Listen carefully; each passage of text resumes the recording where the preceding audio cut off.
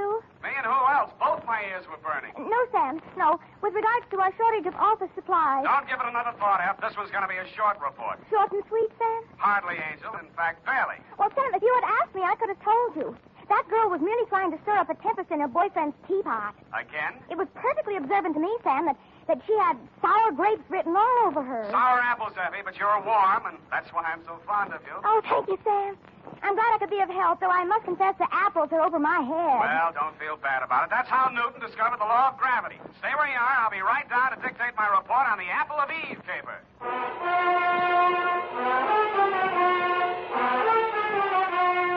Dashiell Hammett, America's leading detective fiction writer and creator of Sam Spade, the hard-boiled private eye, and William Spear, radio's outstanding producer-director of mystery and crime drama, join their talents to make your hair stand on end with the Adventures of Sam Spade.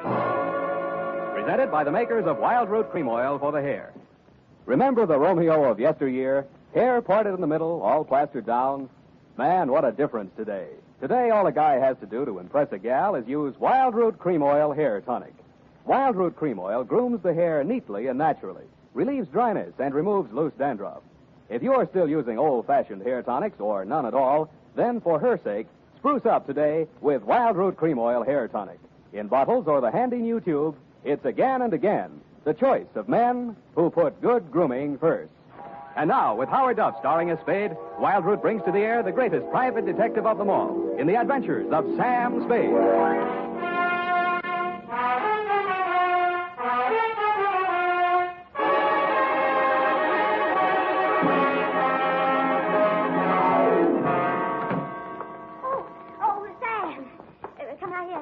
Sure.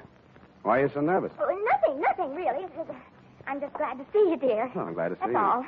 Come on, out with it. What are you hiding behind your back? Well, it's a surprise, Sam.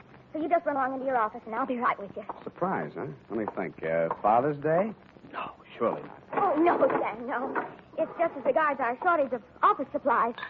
I do hope you'll be able to mince your words. What's all that junk you got stuffed in between the pages of your notebook? Where? Oh, well, Sam, you see, improvisation is a child of necessity, so, to stretch our supplies, I just cut up some old strips of waste paper in case we run out of the genuine. Well, very ingenious. Shall we commence? Yes, but not too many corrections, Sam. I'm afraid this eyebrow pencil might not last. Well, don't bear down on it. Where was I? No place, Sam. Date? I already have that, Sam. Oh, this one goes to... Hey, Yes, Sam? the calendar. Where is it? Calendar? Which calendar, Sam? You know perfectly well which calendar. It's been hanging there on the wall for 3 years. The one from Harold's Club in Reno. Oh, that old calendar. It was out of date anyway, Sam. That calendar was timeless. It was not, Sam. It was vulgar. That's a lie. I met the girl who posed for it. In more modest circumstances, I hope. Put it back. Now, Sam, don't. F, what did you do with that calendar? You mustn't excite yourself, Sam. Let me see that notebook. Yes, Sam. Uh-huh. Old waste paper, indeed. An art treasure mutilated. And for what? To serve your own base purposes. Just because you were too absent-minded to order a few office supplies. But I frequently alluded to our dwindling resources, Sam. But no, you were too proud. Take these and put them in a safe place. You can put it back together with Scotch tape on your own time. Oh, we're out of Scotch tape, Sam. We've got a first aid kit, haven't we? We used to. Use the adhesive. Date, June 19, 1949. I won't soon forget that. 2, Detective Lieutenant Dundee, Homicide Detail, San Francisco Police, from Samuel Spade, license number 137596.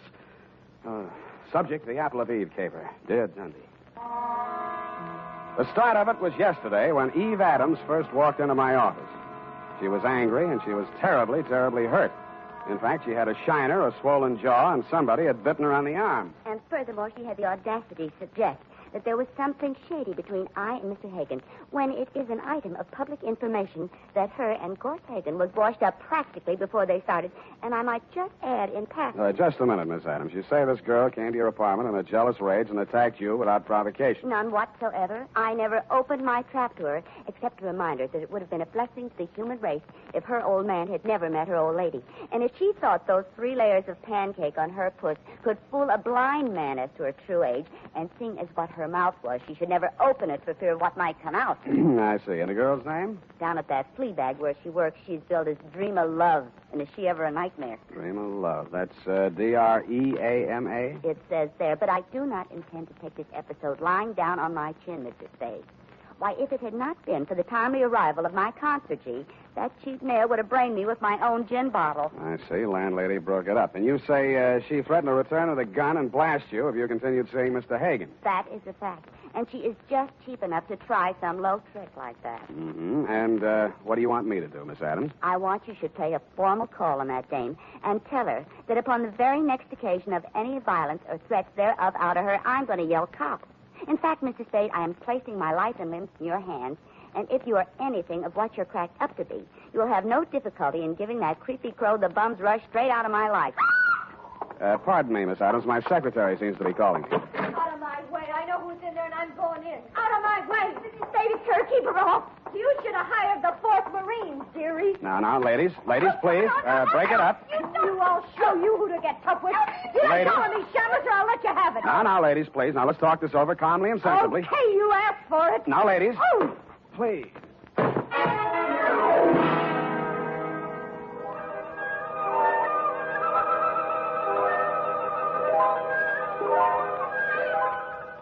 wake up. Oh, Sam, speak to me. Sam. Oh, no. Don't hit me again. No, you can have the jewels. Oh, Sam, you poor darling. Here, drink this. What is it? Tastes awful. Water, Sam. Oh. Where'd they go? Well, they chased each other down the hall. I thought you'd gone out. I did. What did she hit me with? Well, she took a sap out of her purse and let fly before I could prevent it. Yeah. But you were still on your feet when you told me to close the door. Fine thing. Help me up. Oh, yes, Sam. Easy. Oh, when I think of you lying in here unconscious all that time while I went out to lunch. What? If anything had happened to you, I'd never forgive myself. You call this nothing? Oh, you poor, dear, brave boy. Now, you just sit down and relax. Now, the ambulance will be here any minute. Ambulance? Don't you know these things cost money? Oh, I'm sorry, Sam. I lost my head. When I saw you lying there all of a heap, I couldn't help Forget it. What's that gadget there on the floor? Oh, it's lipstick. Must have dropped out of her purse when she opened it for the sap. Huh. Apple of Eve. It's a ghost color, Sam. Apple of Eve.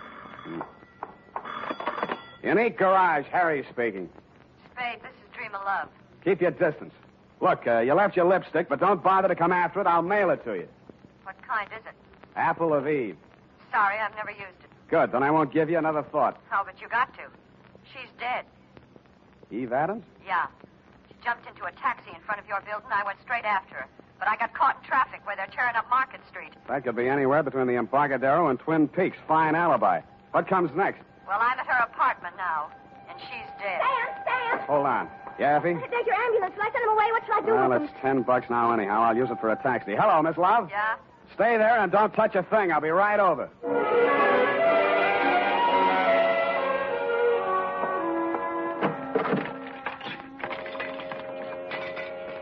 Dreama hadn't waited, if that was really where she'd called me from. Eve Adams was on the bedroom floor in front of a dressing table. There was broken glass all over the floor. The place reeked of perfume.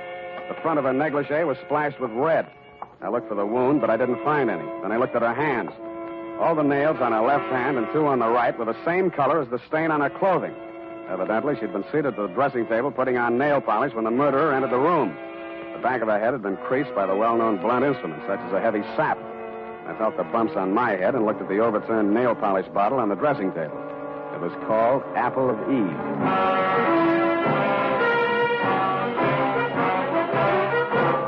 The makers of Wild Root Cream Oil are presenting the weekly Sunday adventure of Dashiell Hammett's famous private detective, Sam Spade.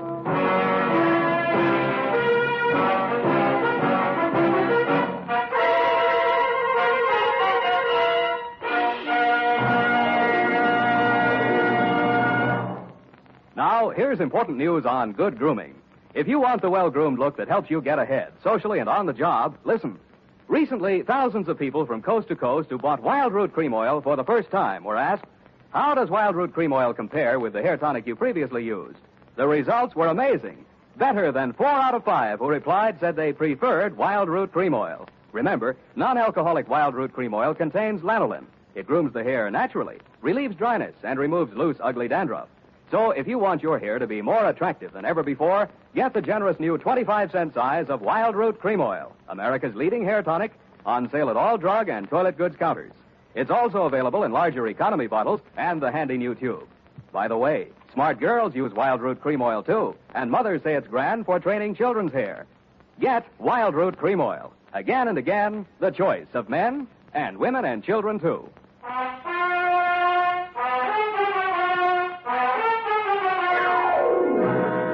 And now, back to the Apple of Eve caper. Tonight's adventure with Sam Spade.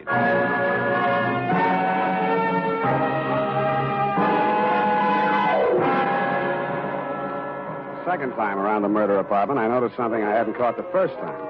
Some smears of Apple of Eve nail polish that didn't show very distinctly against the rust-colored carpeting, but left a clear trail across the kitchen linoleum. When I opened the back door, I smelled burning cloth. There was an incinerator just outside, and from it I fished a man's shirt, partially burned. The initials in the pocket were still intact, so were the red stains under them. The initials were G.H. The stains were, you guessed it, Lieutenant dear, Apple of Eve.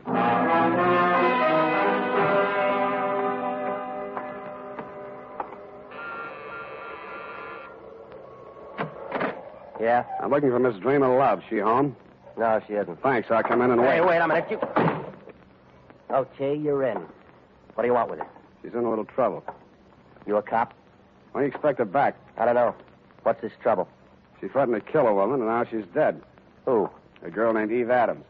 Why would she want to kill Evie? The way I got it, they were locking horns over a guy named Gorse Hagen. You know him? Yeah, and I wish I didn't. Who is he? He used to run a gambling ship down at Malibu till the law turned it into a bait barge. Now he calls himself a yachtsman. But if you're trying to connect him up with my sister, it's a bad connection. She hasn't seen him in years. His idea or hers? Hers? And mine. Then what was the beef? And who are you? I'm her brother. Eddie's my name. And why would there be any beef between those two? Evie was my sister's best friend, and she was engaged to me. Then this news must be quite a shock to you. You're taking it like a little soldier. She was asking for it. I warned her. I begged her to leave town with me. But no, she couldn't sneak off like that without letting Gorse know the score. I told her he'd kill her before he'd let her go. Mm-hmm. You live here, Eddie? Yeah, what of it? Where do you keep your shoes? In a closet, kidder. Where do you keep yours? Under the bed? Which closet? In here? Hey, wait a minute, Get you. your hands off of me. Let me see your warrant. It better be good or you're going on a hill on your head. Take your hands off me, Eddie. Let's see that warrant. All right, I got a warrant, Eddie. Here.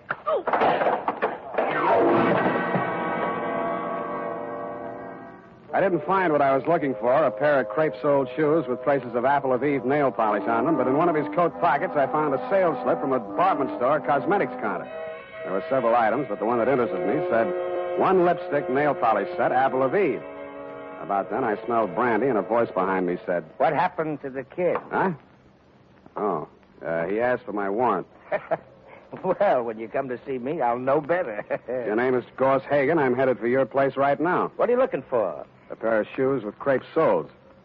What do you want with my deck shoes? I thought maybe they'd match up with this piece of a shirt with your initials on it. Give me that. That's a fact. Where'd you get that? In the incinerator at Eve Adams' place. Well, that don't prove anything. Lots of people got the same initials. Have you talked to, George Howard? He's alibied. He's out of town. That proves it's a frame. I don't know any George Howard. I thought so. Okay, let's cut out the monkey business. Give it to me. It's evidence. Give it to me! All right, I'll give it to you. I did. He gave it right back to me. I was only losing on points until I tripped over poor old Eddie and lost my balance.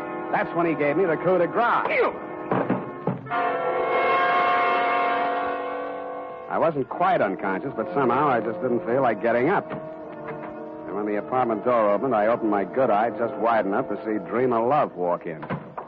Gorse, what are you doing here? I've come to help you, Dreama. I don't need any help from you, Gorse. I told you that 3 years ago. Did you kill her? I don't know what you're talking about. You killed Eve Adams. Why? You're wrong, Gorse. I haven't seen Evie in ages. Why did you kill her? All right, I did it. Yeah? Why? I was jealous. Seeing the two of you together after all we'd been to each other. Go on, laugh at me. I committed murder out of love for you. It's very funny, isn't it? I'm very fond of you, Dreama. My poor little Dreama Love. I'd give you anything, honey. The shirt from my back. Here's a piece of it on the counter. Where'd you... I see you're impressed. Me, too. Come on, we'll go someplace where we can be alone and talk things over. Oh, no, Gorse, please. I can explain everything. Explain in the car on the way down to the boat. Come on. You're hurting me. Oh! No! Come on, out the door.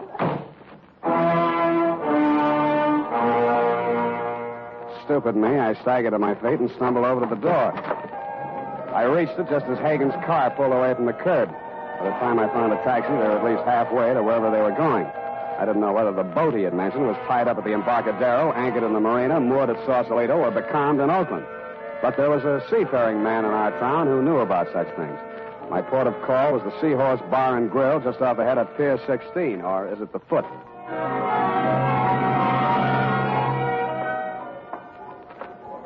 Captain Pasoldi? P is silent, son, as in Prasad. My mistake. Salty by name and salty by nature. Only one salty thing I can't abide. Saltwater toffee. And my teeth, you know. Here, have a lifesaver. Well, thank you, sir. You're very generous. No, it ain't money, matey, but it's straight from the mint. That joke wasn't. What's up, Sonny? You in the hole again? You catch my drift? Yeah. What do you know about a yachtsman named Gorse Hagen? Oh, nicely put, matey. If there's anything lower than a yachtsman, he's it. Mm-hmm. Where does he keep his boat? Well, now, she's still afloat. She'll be dragging her hook summers off Sausalito. She's a converted PT, you know. He calls her the Sea Queen. Mm-hmm. He had her bottom planks ripped out in the Battle of the Coral Sea, and they patched her up with plywood. Well, she's got 2 diesels, she has, and twin screws, 2-to-1 reduction gear. Yeah. What's the quickest way of getting out to her? Well, now, there's not much craft for charter hereabouts this time of night, you know. There's that Novak fella, but just at present he's sleeping 1 hour. Figures. Might not be worth your while anyways. Why not? Well, Hagen stopped by here 20 minutes ago looking for his engineer. Said he was casting off on-tide engineer or no engineer. What about your boat? My boat? Well, now, matey, on a plotted course, she'll stand up to any double-ender Monterey dory in a class. Yeah. Without a head sea, that is. Then, on the other hand, you put her in a bottom race, and buck and a quarter swell. Yeah. How much? $5 an hour. And that's with you, man, and the bilge pumps. Okay, let's go. This, here Hagen fella now. You onto the trim of his sails? Sails on a PT boat? Oh, not the boat, Sonny, the man. Cut of his jib. I didn't notice that, but he was wearing crepe-soled shoes. I'll tell you about this Hagen, matey. Fella once tried to board him. A customs officer, no less. What's up? Picked him up 4 days later in a gill net with a fish gaff stove clean through his neck. Here, have another lifesaver. You may need it.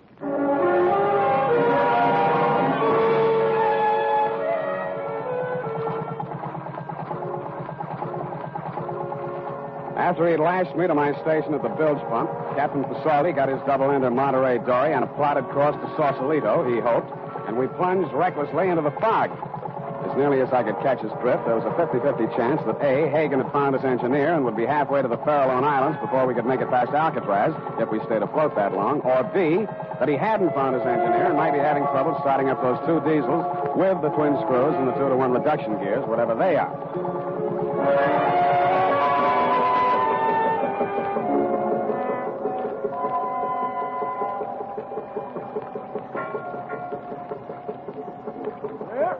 She lies, matey.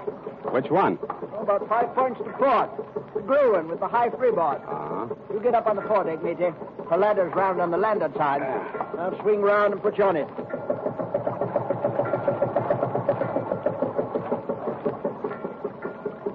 Hey! Anybody home? He's likely below, nursing them diesels. You got to rear back and holler, matey, like this. Ahoy, the Sea Queen! I like that. Yeah, I know there is 'em. Captain Salty, board the lugger Crabtree. For supercargo, request permission to board, sir. Who is he? Spade! I want to talk to you, Hagen. Captain Salty.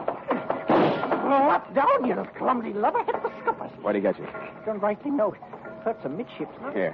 How do you run this thing? I got to get you to shore. That's throttle. There's your forward gear. Now, don't pull her back all the way. She'll die.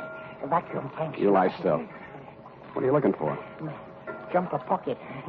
Lifesaver. In case you need it. I don't know more. Best winds on your after quarter, matey. Remember Okay, take it easy, Captain. Keep her balanced. Don't let your jib ruffle. Keep her on course, matey. Keep... Hey, Captain. Captain Salty. Sour racket.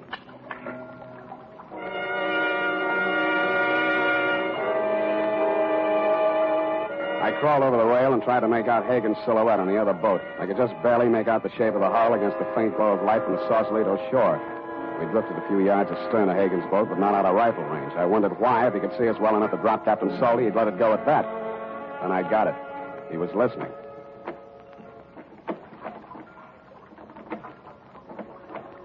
Somebody was pulling out from shore in a rowboat. I didn't waste any more time listening. I dug into Captain Salty's jumper pocket, fished out a waterproof pouch. I took his seaman's papers out of it. He didn't need them anymore. Wrapped it around my gun. Then I took off some clothes and eased myself over the side. I didn't swim for speed, but for distance, stopping now and then to make sure the man in the boat was still covering for me. I felt my way around the hull till I found the anchor rope. Just as I grabbed it, I heard him rest his oars. Hagen, who's that? Eddie Love. What do you want? I've come after my sister. Go on home, Eddie. She's sailing with me. That's the way she wants it. You're lying. Wait a second. Come on out there, Dreama. What's happened? Your brother's down there in the boat. Talk to him. Well, what am I going to... Talk to him. All right. Eddie! What's he done to you, sis? I'm all right, Eddie. Everything's all right. Gorse and I have decided... Go on home, Eddie. He's lying to you. He knows you framed him. If you sail out with him, you won't come back. No, Eddie. I'm coming aboard. Eddie, no. Gorse, please. No, Eddie. Eddie. Drop it, Hagen. No. Drop the rifle. I'll drop you. You're lousy, shameless.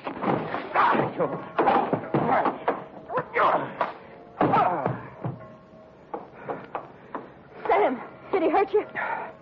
No, I've been kicked in the stomach before. It takes a woman to kick you in the teeth.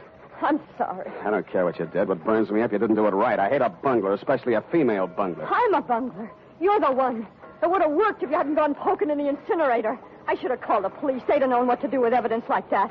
They've been wanting to get something on Gorse ever since repeal. Listen, Angel, any flatfoot could have seen through that setup. Eve Adams was sitting in front of a mirror when she was maced. She saw the murderer enter the room. She got it in the back of the head. That means she trusted whoever walked up behind her. That also means the evidence of a struggle was faked. But the nail polish on Gorse's shirt. You put that nail polish on her fingers after she was dead, laid that trail to the incinerator with a pair of Gorse's shoes where any flatfoot was supposed to think he'd try to destroy the incriminating shirt. But the dumbest thing you did was lying to me about that matching lipstick you dropped in my office. That made you look guiltier than anybody, because anybody could have planted that fake evidence. I didn't kill her. I'm not a murderer. Your brother might have got off easy. Crime of passion. Oh, please don't say that. I can't bear the thought that after everything I did, it's all come to nothing. Here. Have a lifesaver. You may need it.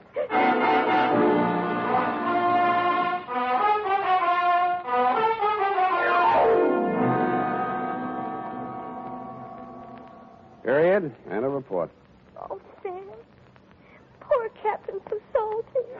P is silent. F is in for Sam. Go type that up. All right, Sam. Oh. Last one in the package.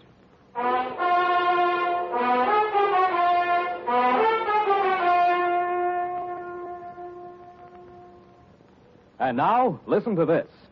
If you want the well-groomed look that helps you, listen.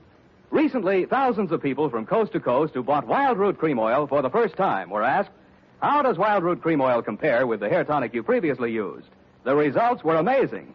Better than 4 out of 5 who replied said they preferred Wild Root Cream Oil. Remember, non-alcoholic Wild Root Cream Oil contains lanolin. It grooms the hair naturally, relieves dryness, and removes loose, ugly dandruff.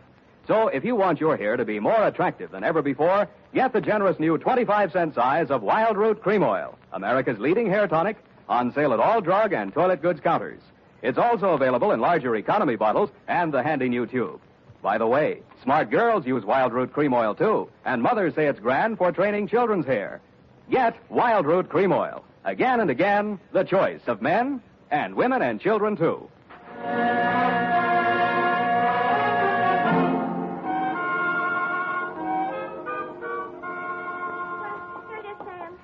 I got.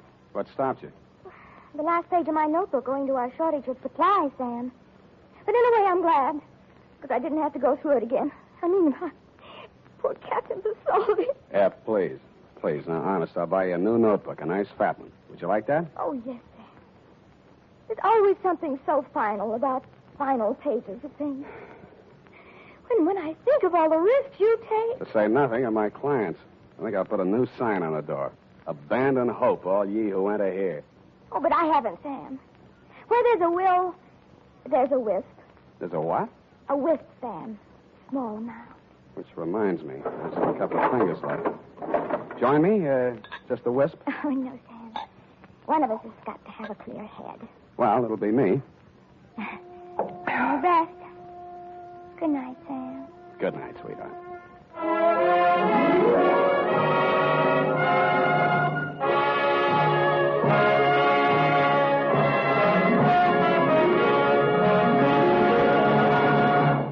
The Adventures of Sam Spade, Dashiell Hammett's famous private detective, are produced and directed by William Spear. Sam Spade is played by Howard Duff. Lurene Tuttle is Effie. Howard Duff can now be seen starring with Yvonne DiCarlo in Universal International's Technicolor production of Calamity Jane and Sam Bass.